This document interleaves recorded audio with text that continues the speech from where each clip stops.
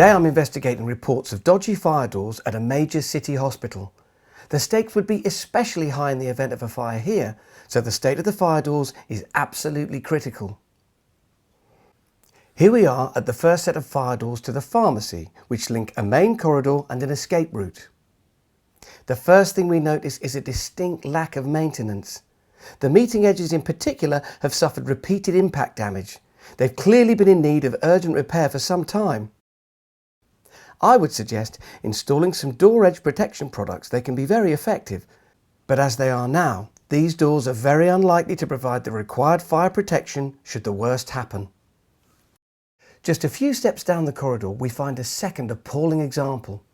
These doors need to provide 60 minutes of fire resistance so they protect the adjacent staircase. But the issues are once again heavy edge damage with some large gaps at the meeting edges. And look at this! I can see the door edges grooved for the intumescent fire seals and a line of adhesive has been applied, but it looks like the seals have been missing for some time. Intumescent seals are essential to the performance of fire doors, and these clearly wouldn't provide the hour of resistance they need to. We've moved to a more recently built part of the hospital now. These doors are obviously newer, but worryingly, the same issues apply here too. More impact damage to the door edge near the hinge here. The lipping has been bashed clean off, and you can even see the chipboard door core all the way from the hinge to the floor. Once again, simple edge protection or guard rails would have prevented this damage. Just along the corridor now and close to the operating theatre, you can clearly see the sort of heavy traffic passing through these doors.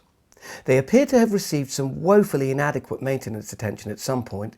The maintenance man clearly hasn't heard of the diploma in fire doors. There's a load of wood filler in several places, an open mitre to the glazing beads and a crack from the top corner of the vision panel to the top of the door. I could go on. Now look at these screws. Some are missing and the heads of others are protruding from the hinge blades so that the door will not close properly. And even if it did, the lack of suitable screw fixing into the door edge could cause early burn through and the door would fail anyway. Many hospitals have a stay-put policy as part of their fire strategy because obviously it's not practical to evacuate very ill patients or somebody during surgery. That's why hospitals rely especially on fire doors providing the intended fire separation. There are no excuses. This is addressed in the fire safety order and there's clear guidance for building managers in BS 9999. I'm off to have a long chat with the maintenance manager and the fire safety officer. You can't afford to cut any corners with fire doors. They are here to save lives. Contact the relevant authorities if you see a problem and upload your photos to me via Facebook and Twitter.